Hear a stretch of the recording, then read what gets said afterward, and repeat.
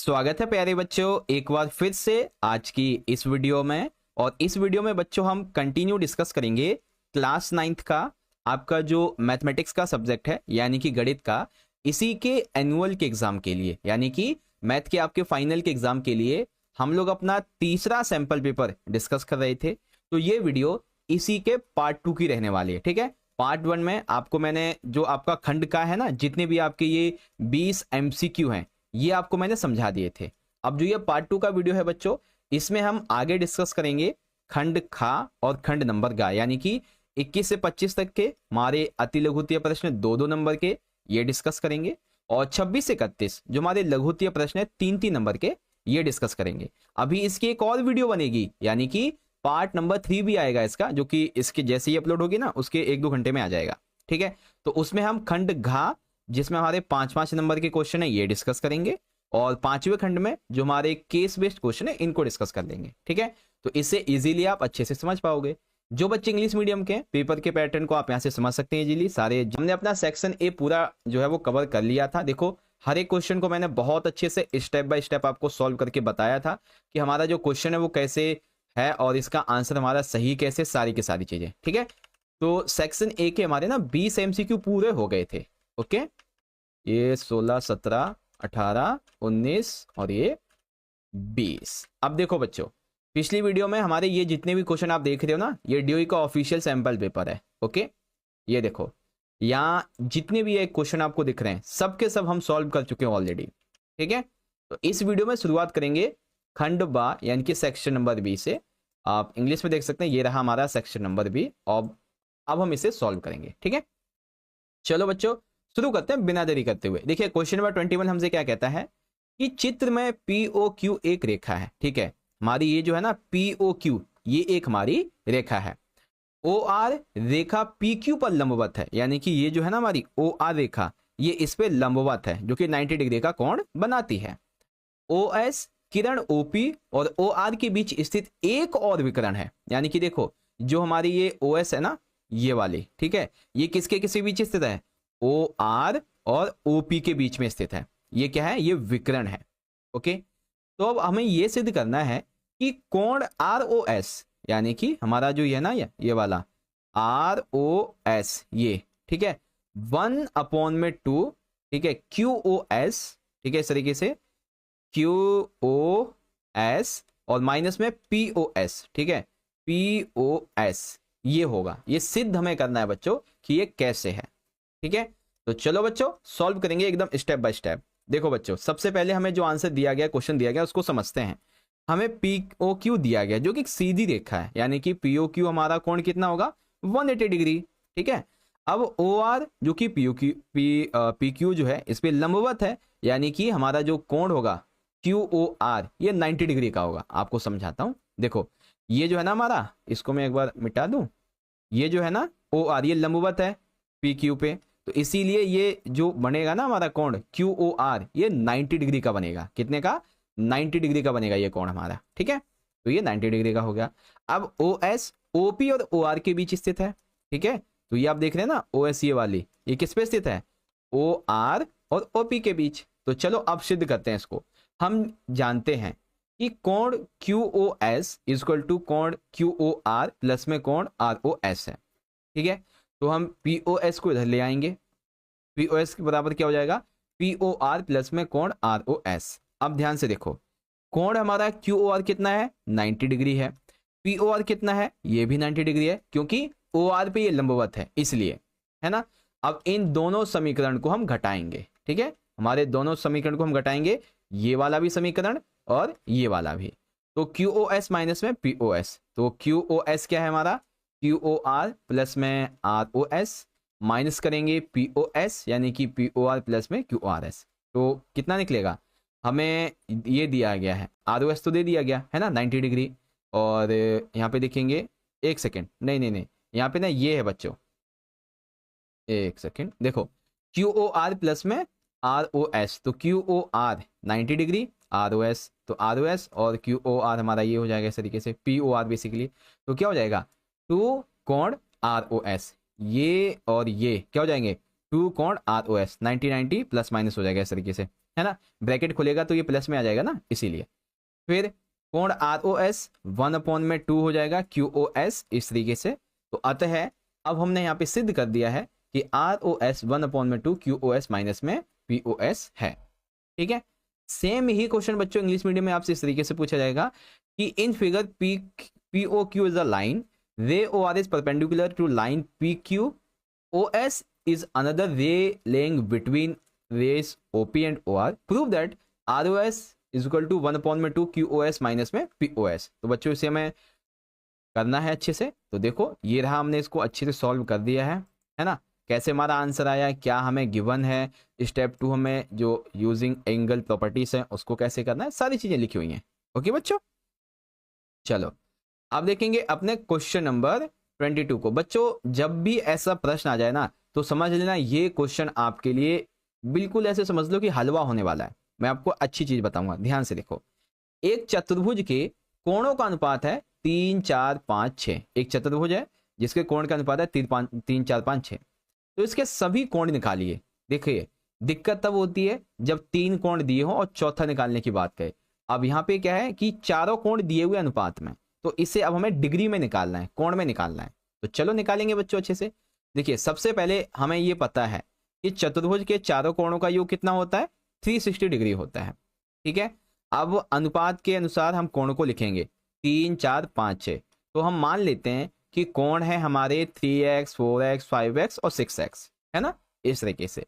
अब हम बनाएंगे बच्चों अपना समीकरण। ठीक है, समीकरण बनाएंगे तो 3x प्लस में 4x प्लस 5x प्लस में 6x, है ना, इज इक्वल टू कितना होगा चतुर्भुज का पूरा कोण 360। अब इन सभी को हम प्लस कर देंगे तो कितना हो जाएगा 18x, और ये कितना हो जाएगा 360। अब देखो जब ये इस साइड जाएगा, है ना, 18 इस साइड जाएगा तो ये आ जाएगा अपॉन में इस तरीके से 360 अपॉन में 18। तो ये से कट जाएगा, 18 दूनी 36 और 0 आ जाएगा, यानी कि x इक्वल टू 20 डिग्री निकलेगा। अब जो हमारी ये जितनी भी हमारे अनुपात में दे रखे थे, बस अब हम यहाँ पे 20 रखते जाएंगे। ठीक है, जैसे कि 3x था हमारा तो 3 × 20 हो गया, यानी कि जो 3 अनुपात वाला हमारा था ना वो निकला 60 डिग्री। दूसरा कोण था 4x, तो इसको 20 से मल्टीप्लाई करेंगे तो ये निकला हमारा 80 डिग्री। और 5x था हमारा, तो इसको भी 20 से मल्टीप्लाई करेंगे तो ये निकला 100 डिग्री। और 6 को हम मल्टीप्लाई करेंगे 20 से, जो कि हमारा चौथा कोण है, तो ये 120 डिग्री निकलेगा। अब ध्यान से सुनो, जब आप ये निकाल दो ना तो एक बार क्या करना, आप इन सभी को प्लस जरूर कर लेना, और प्लस करने के बाद में ये देखना कि ये 360 निकलता है या नहीं। अगर 360 नहीं निकला, किताब आपको आंसर शीट में नहीं लिखना है, मन ही मन इसको ना दिमाग में सोचना है कि 360 है नहीं। अगर 360 नहीं आता है तो समझ लो आपने कहीं ना कहीं गलती की है। 360 आ गया है तो आपका आंसर सही है। ठीक है, इस तरीके से हमारे चारों कोणों का योग कितना होगा 60 80 100 और 120। इसे हम जोड़ेंगे तो 120 और 80 कितना हो गया 200, 200 और 100 300 और 300 और 60 360 हो गया, है ना। इस तरीके से बच्चों, तो ऐसे करके आप आंसर को ना एक बार चेक भी कर लेना अच्छे से, ताकि कहीं कोई जो है ना गड़बड़ी ना हो जाए। ओके, चलिए सेम ही क्वेश्चन इंग्लिश मीडियम में। The angles of a quadrilateral are in the ratio 3 4 5 6, find all angles of the quadrilateral. तो बच्चों क्या रहेगा हमारा क्वेश्चन, देख सकते हैं। हमारा सम क्या होता है हर एक एंगल का 360 होता है। इसको हम x की वैल्यू दे देंगे बच्चों, है ना। अब इक्वेशन के हिसाब से अब हम इसे प्लस करेंगे हर एक चीज को, तो 360 हमारा टोटल होता है, तो डिवाइड कर देंगे x इक्वल टू 20 आ जाएगा। ठीक है, अब बस x की वैल्यू हर एक में पुट करते जाएंगे। 3 में पुट करेंगे तो 60 आएगा, 4 में पुट करेंगे तो 80 आएगा, 5 में 100, 6 में 120। तो इस तरीके से आपका जो आंसर है फाइनली 60 80 100 120 निकल आएगा। ओके बच्चों, चलो अब हम देखते हैं अपने अगले क्वेश्चन को। ठीक है, क्वेश्चन नंबर है हमारा यहाँ पे, एक सेकेंड, 22 का अथवा वाला कहाँ गया, अच्छा अभी आगे होगा, चलिए ठीक है। अभी हम इसको देखते हैं जो हमारा क्वेश्चन नंबर 23 है, इसको देखते हैं एक बार। देखो समीकरण हमें दिया गया है x माइनस में 10 इक्वल टू 15, इसे हमें हल करना है। बताइए कि आप यहाँ पे किस अभिगृहित का उपयोग करते हैं। पहले इसे सॉल्व कीजिए, फिर बताइए आप यहाँ पे कौन से अभिगृहित का उपयोग करते हैं। ठीक है, solve the equation x minus 10 15 state which axiom you use hair. तो चलो बच्चों सॉल्व करते हैं। सबसे पहले देखो क्वेश्चन हमारा ये रहा, सॉल्व करते हैं। तो हमें क्या समीकरण दिया गया है, x माइनस में 10 इक्वल टू 15 दिया गया है। अब दोनों तरफ हमें 10 जोड़ना पड़ेगा, है ना। तो x माइनस में 10 प्लस में 10 और इधर 15 15 प्लस में 10, इस तरीके से।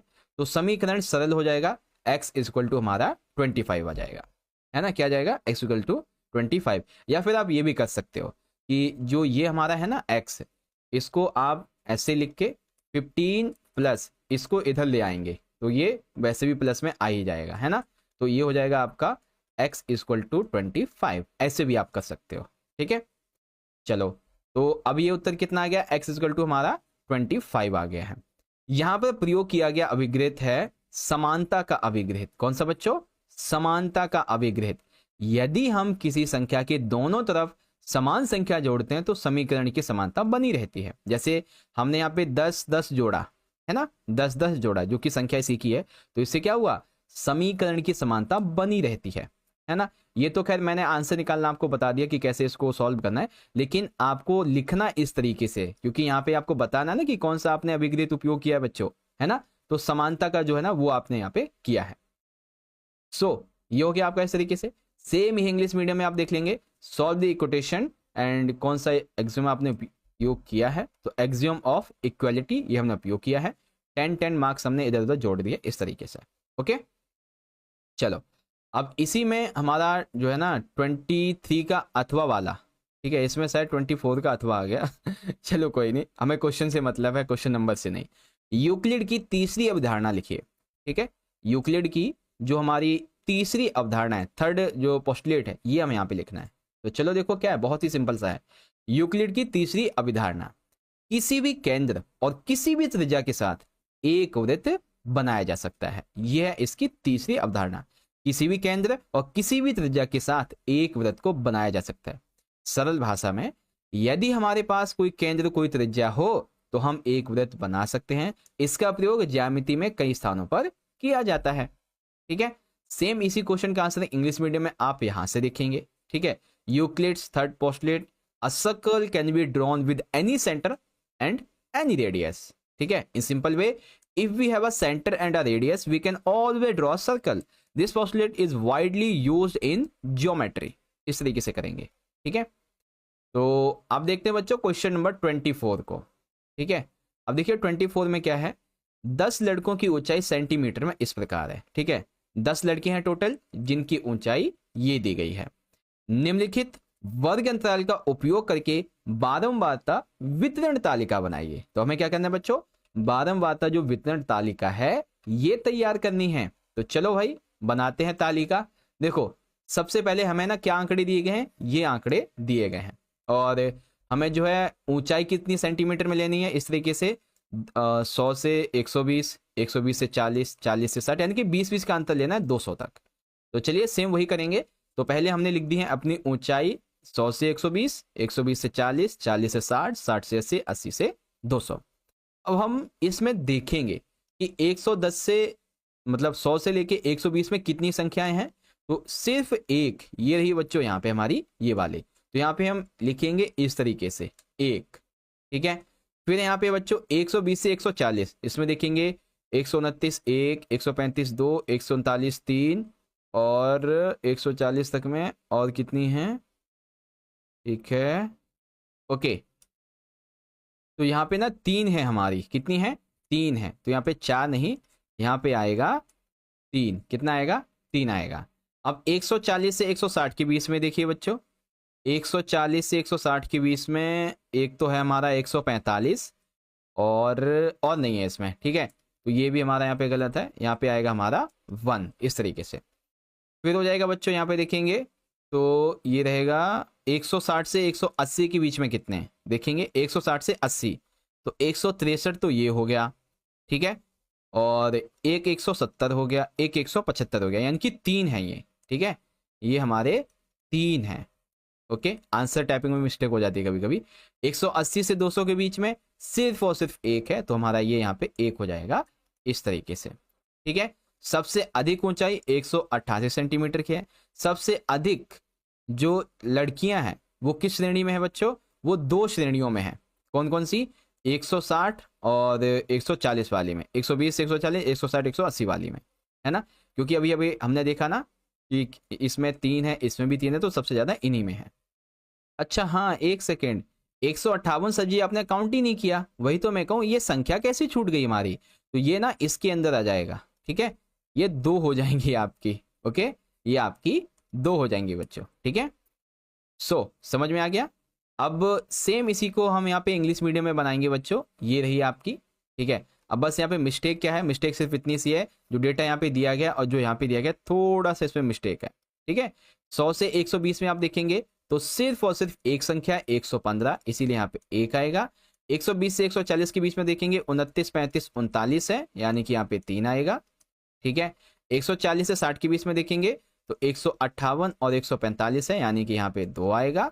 और 160 से 180 के बीच में देखेंगे तो 1, 2, 3, यहाँ पे 3 है, ठीक है। और 180 से इसके बीच में तो सिर्फ 188 यानी कि 1 है। अब इसमें जो मोस्ट ऑफ द गर्ल्स है ना, वो बेसिकली 2 में है, 120, 140 और 160 और 180, इसमें इन दोनों में है बच्चों, ठीक है। इस तरीके से आप इसको करेंगे। चलिए बच्चों, अब हम देखते हैं 2 नंबर का हमारा आखिरी क्वेश्चन। सिद्ध कीजिए कि यदि सर्वांग समवृत्तों की जीवाएं अपने केंद्रों पर समान कोण बनाती हैं तो जीवाएं बराबर होती हैं। यानी कि हमें क्या सिद्ध करना है बच्चों, यदि सर्वांगसम जो वृत्तों की जीवाएं हैं वे अपने केंद्रों पर समान कोण बनाती हैं तो जीवाएं बराबर होती हैं। कैसे होती है ये हमें एक्सप्लेन करना है बच्चों। चलो एक्सप्लेन करते हैं। देखो, हम ये मान लेते हैं कि 2 वृत्त हैं जिसमें 2 जीवाएं हैं, ए बी और सी डी। 2 वृत्त हैं और दोनों वृत्तों की जीवाओं का क्या नाम है, ए बी और सी डी है। यह अपने केंद्र ओ और पी पर समकोण बनाती हैं, ठीक है। इनका जो सेंटर है ना, क्या नाम है, ओ और पी। ए बी के लिए ओ मान लेते हैं सेंटर, और सी डी के लिए पी सेंटर मान लेते हैं। वृत्त सर्वांग सम है, इसलिए दोनों वृत्तों की त्रिज्या समान होगी, चाहे ए बी की हो चाहे सी डी की, दोनों की त्रिज्या समान होगी। केंद्र पे बने हुए कोण जो है ना, ये ओपी और पी, मतलब ओ पे और पी पे जो कोण बनेंगे वो भी समान होंगे। फिर करेंगे त्रिभुजों की तुलना, ठीक है, ओ ए और पी सी डी में, ठीक है। तो ओ ए जो है बच्चों, ये इजकल टू पी सी त्रिज्या समान है, O B equal to P D त्रिज्या समान है, इसीलिए कोण ए ओ बी और सी पी डी ये दिया गया है ना। तो यहाँ पे कौन सा उपयोग होगा बच्चों, हमारा नियम सर्वांग समता वाला, S A S, side angle side का। त्रिभुज ए और त्रिभुज ओ ए बी और पी सी डी ये इक्वल होंगे, अतः सिद्ध हुआ कि A B is equal to C D है, ठीक है। तो इस तरीके से आपका ये हो जाएगा कि यदि 2 समरूप वृत्तों की जीवाएं अपने केंद्रों पर समान कोण बनाती हैं तो जीवाएं बराबर होती हैं, ठीक है। सेम इसी का इंग्लिश मीडियम में देख लेंगे। Prove that if chords congruent circles subtend equal angles that their centers then the chords are equal। तो बच्चों कैसे करेंगे इसका आंसर, ये रहा बच्चों, हम इसको इस तरीके से प्रूव कर देंगे, पढ़ लीजिएगा आप इजीली। ओके बच्चों, चलो अगला क्वेश्चन डिस्कस करते हैं। अब है हमारा यहाँ पे अगला खंड, ठीक है, खंड नंबर, इसे हम तीसरा बोलेंगे या सेक्शन सी कह सकते हैं। 3-3 नंबर के इसमें हमारे 6 क्वेश्चन होने वाले हैं और देखते हैं कि हम कितने अभी सॉल्व करते हैं, क्योंकि हम सारे क्वेश्चन तो सॉल्व कर नहीं पाएंगे, टाइम बहुत हो जाएगा, है ना। तो देखो 26 में क्या कहा गया, सबसे पहले हर का परिमीकरण कीजिए। बच्चों हर का परिमीकरण करना एग्जाम में जरूर ही पूछा जाएगा, ठीक है, और 3 नंबर का बहुत ही इंपॉर्टेंट क्वेश्चन है। तो इस वीडियो में आपको अच्छे से समझा दूंगा कि हर का जो परिमीकरण है, यानी कि जो डायनोमीटर का रेशनलाइज है, ठीक है, रेशनलाइज द डायनोमीटर, ये कैसे करना होता है वो भी अभी आपको समझा दूंगा, ठीक है। सेक्शन सी शुरू हो चुका है। चलिए देखो, हर यानी कि डायनोमीटर का परिमीकरण करना है, रैशनलाइज करना है इसको। तो देखिए सबसे पहले हर को परिमेय यानी कि रैशनलाइज बनाने के लिए हम इसे संयुग्म से गुणा और भाग करेंगे, ठीक है, जो हमें दिया गया है। ओके, तो हर का संयुग्म क्या है, हर का संयुग्म क्या होगा बच्चों, इस तरीके से हमें क्या दिया गया है, 3 माइनस में फिर ब्रैकेट में √3 प्लस में 2 दिया हुआ है, ठीक है। अब हम इसको कैसे लिख सकते हैं, इसका जो संयुग्म है उसको लिखेंगे 3 माइनस में 3 माइनस में √2, है ना, क्योंकि जब ब्रैकेट ओपन होगा ना तो ऐसे लिखा जाएगा। भिन्न को संयुग्म से गुणा और भाग करें, ठीक है। जो अब हमारी ये भिन्न निकली है ना, ये वाली, है ना, इसको क्या करेंगे, अब हम गुणा कर देंगे जो हमारा ये दिया गया था। तो बच्चों 1 में 3 प्लस में √3 प्लस में 2, अब हो जाएगी इसकी मल्टीप्लाई, किससे, इससे, ठीक है। 3 माइनस में √3 और -2, और 3 माइनस में √3 माइनस में √2। अब होगा हर का डायनोमीटर का हल। ठीक है, कैसे? जो हमें दिया गया है एक तो वो, और जो हमारा ये है एक ये आ गया। अब हम इसकी मल्टीप्लाई करेंगे, ठीक है, क्योंकि मल्टीप्लाई करना है ना, तो इसकी से मल्टीप्लाई होगी तो क्या आ जाएगा, ये स्क्वायर में आ जाएगा। ठीक है, √3 की प्लस माइनस इससे मल्टीप्लाई होगी, अभी नहीं करेंगे, अभी इसको ऐसे ही बना रहने देते हैं, इसको स्क्वायर में लिख देते हैं। ठीक है, ये चीज और ये चीज इसको लिख देते हैं स्क्वायर में, माइनस डाल के, प्लस माइनस माइनस हो गया। ठीक है, ठीक है, स्क्वायर 9 हो गया, माइनस का साइन माइनस में ही। अब देखो ये स्क्वायर में है ना हमारा, तो पहले स्क्वायर हटाएंगे, तो 3 प्लस में 2, प्लस में क्या हो जाएगा, 2√6 हो जाएगा, क्योंकि √3 का स्क्वायर तो 3 आ गया, √2 का भी आ गया। अब स्क्वायर को हटाएंगे तो ये 2 भी जैसे नहीं हो जाता है वैसा रहेगा। तो 9 माइनस में 5, ये ब्रैकेट वाला जो है ना प्लस माइनस करके ये आ जाएगा, और माइनस में √2 6, तो 4 माइनस में √2 6 हमारा यहाँ पे आ गया। अब अंश का हल क्या निकला हमारा, अंश का हल निकला हमारा 3 माइनस में √2 माइनस में 2, तो यहाँ पे इस तरीके से ये हमारा अंतिम उत्तर बनेगा 3 माइनस में √2 माइनस √2 3, एक सेकेंड, 3 माइनस में √3 माइनस में 2, इस तरीके से हमारा 4 माइनस में √2 6 आ जाएगा। इस तरीके से हर का यहाँ पे परिमेयकरण पूरा हो गया। ठीक है, एक एक स्टेप को बड़े ध्यान से समझिएगा, क्योंकि ये ऐसा क्वेश्चन एग्जाम में जरूर आता है। ठीक है, तो यहाँ पे क्या करना है, हमें रैशनलाइज करना था डायनोमीटर को, तो हमने किस तरीके से रैशनलाइज किया है बच्चों, आप यहाँ से पढ़ सकते हैं, सारी चीजें इजीली लिखी हुई हैं। ओके, चलिए तो अब देखते हैं क्वेश्चन नंबर 27 को। अब 27 में देखिए क्या कहा गया है, दिए गए चित्र में OP = ML है, यानी कि समांतर है। ठीक है, क्या है बच्चों, ओ नहीं क्यू है सर, हाँ हाँ बिल्कुल बिल्कुल बिल्कुल, जो हमारी ये संख्या है, मतलब ये लाइन है OP, ठीक है, और ये है ML, ये समानांतर है। तो इसमें x का मान क्या होगा ये निकालिए। इसमें आप देखेंगे तो देखो, एक तो यहाँ पे LBM यहाँ पे 10 डिग्री दिया गया है। ठीक है, PAQ इस पे भी 10 डिग्री दिया गया है, और ABP इस पे भी 35 डिग्री दिया गया है। तो आखिर ये जो है हमारा ABM या फिर MAB जो भी कहो, ये जो C है हमारा, C मतलब ये X, इसका मान क्या होगा ये निकालना है। काफी डिफिकल्ट है ना, चलो इसको सॉल्व करते हैं बड़ी इजी तरीके से। हम चित्र के हिसाब से चलेंगे। चित्र में हमें क्या क्या दिया गया बच्चों, M दिया गया 10 डिग्री, A दिया गया 35 और P दिया गया है 15। क्योंकि हमें पता है QP और ML समानांतर हैं, है ना, तो इसीलिए यहाँ पे जो कोण P होगा, ये वाला कोण P, ये BMA 15 होगा, यानी कि जो हमारा P है ना, अभी अभी हमने जस्ट देखा, ठीक है, ये हमारा P कितना है बच्चों, 15 है ना, तो इसीलिए जो BMA है ये 15 होगा। ठीक है, BMA ये जो है ना ये कितना होगा, 15 होगा हमारा। ठीक है, कितना होगा, 15। अब त्रिभुज में BMA में देखा जाए तो x प्लस में 10 और प्लस में 35 प्लस में 15 इक्वल टू कितना है, टोटल कितना होता है त्रिभुज का, 180। ठीक है, तीनों कोणों का योग कितना होगा, 180 डिग्री। तो अब हम जोड़ देंगे, इन सभी को हमने जोड़ दिया तो कितना आ गया, x प्लस में 60 इक्वल टू 180। तो अब ये इधर चला जाएगा माइनस में, है ना, तो x बराबर कितना हो गया, 60 हो गया। तो x इक्वल टू, मतलब ये माइनस में हुआ ना अभी 180 माइनस में 6, तो ये कितना निकला, 120 डिग्री। तो x की वैल्यू जो अभी अभी हमने पढ़ी, ठीक है, ये वाली कितनी निकली, टोटल निकली 126 डिग्री। ठीक है, अब इसको देखो, क्योंकि QP समानांतर है ML के, इसलिए समानांतर रेखाओं के कारण अंतरांतर कोण बराबर होते हैं। त्रिभुज के तीनों कोणों का योग हमेशा 180 होता है। इसी नियम का उपयोग करके x का मान हमने ज्ञात किया है।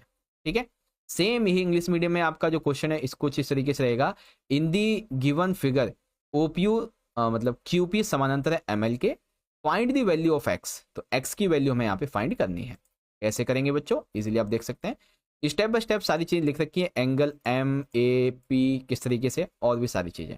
ओके, एंडिंग में आंसर आपका 120 डिग्री ही निकलेगा। ओहो, एक चीज मिस्टेक हो गई सर, आपने 126 बता दिया यहाँ पे, हाँ ये होगी मिस्टेक, ये जो है ना x ये आपका 120 निकलेगा। ठीक है, कितना, 120 डिग्री, 6 नहीं 120 डिग्री होगा। Okay, 120 degree.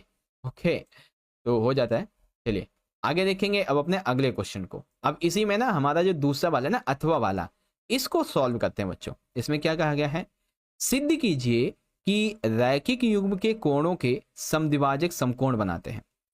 ध्यान से सुनिएगा, सिद्ध कीजिए रैखिक युग्म के कोणों के समद्विभाजक कोण समकोण बनते हैं। ठीक है, तो कैसे बनते हैं भाई रैखिक युग्म के कोणों के समद्विभाजक समकोण, चलो समझते अच्छे तरीके से। देखो बच्चों, बहुत ही आसान भाषा में समझाऊंगा। रैखिक युग्म के कोणों का गुणधर्म क्या होता है, यदि दो कोण रैखिक युग्म यानी कि लीनियर पेयर हो तो उनका कुल योग 180 डिग्री होगा। ठीक है, कोण 1 प्लस में कोण 2 कितना होगा, 180 डिग्री। समद्विभाजक का मतलब है किसी कोण का समद्विभाजक उसके दो बराबर भागों में बांट देता है। ठीक है, अब दोनों कोणों के समद्विभाजक लें, जैसे कि कोण 1 का आधा हो जाएगा, कोण 2 का आधा हो जाएगा। अब इन दोनों कोणों को, इन दोनों समद्विभाजकों का योगफल क्या होगा, कोण 1/2 कोण 2/2, तो 180 में 2 हो जाएगा यानी कि 90 डिग्री।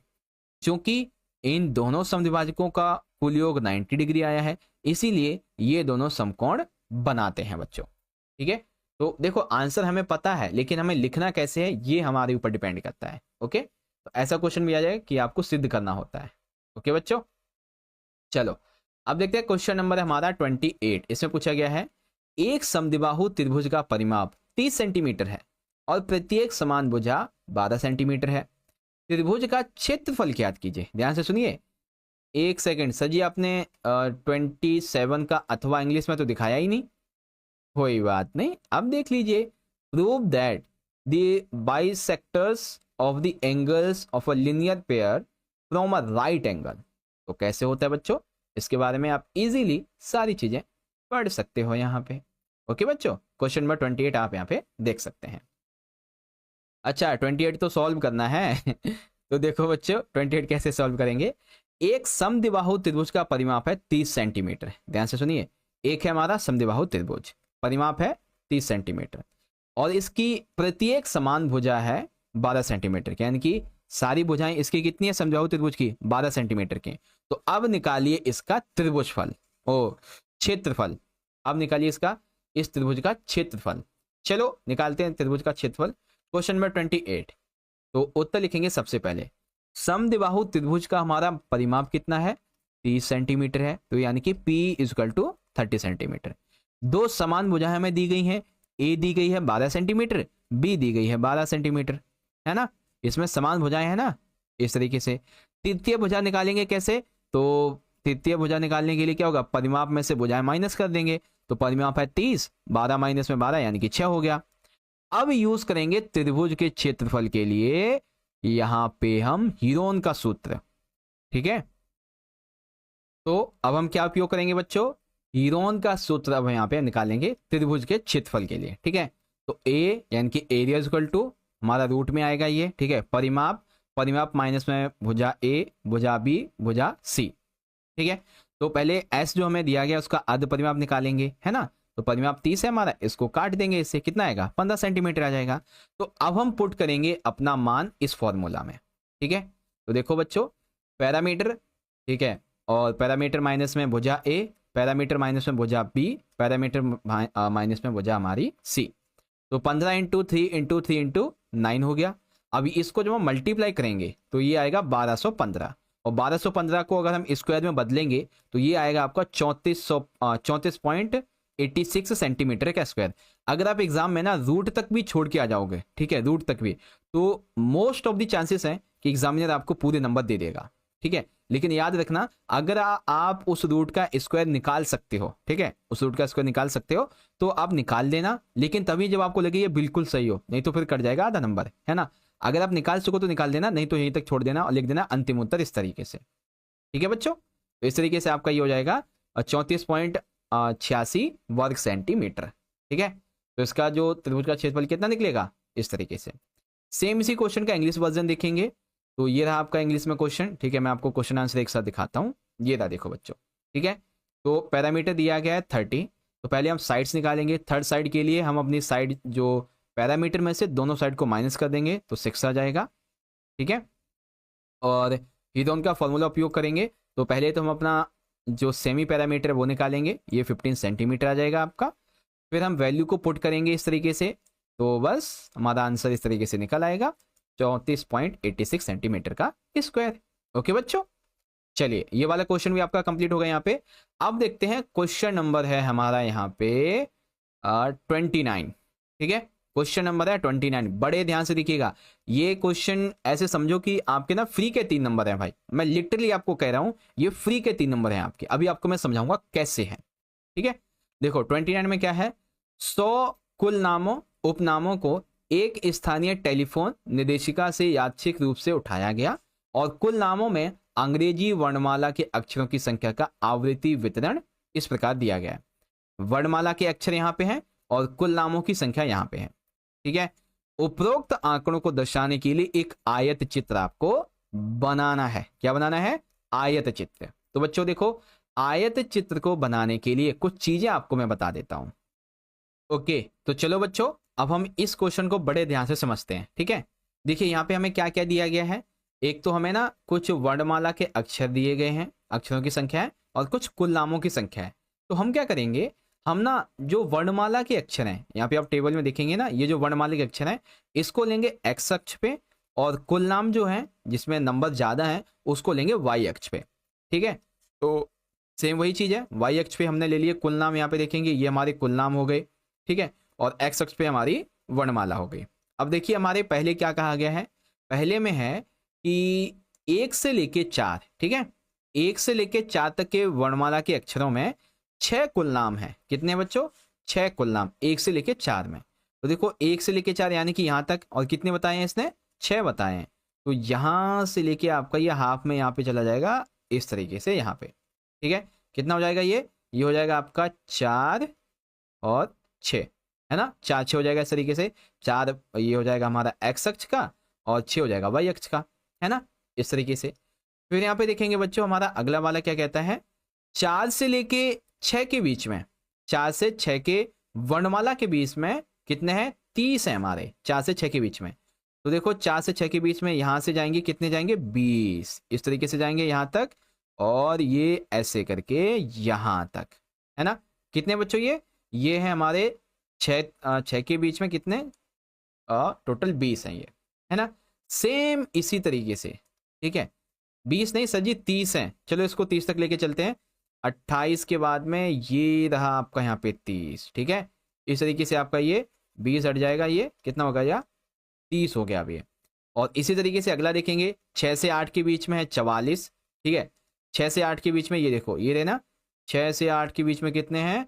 44, सबसे हाईएस्ट यही है। तो ये चला गया आपका यहाँ पे, ठीक है, सबसे हाईएस्ट आपका ये 44 हो गया।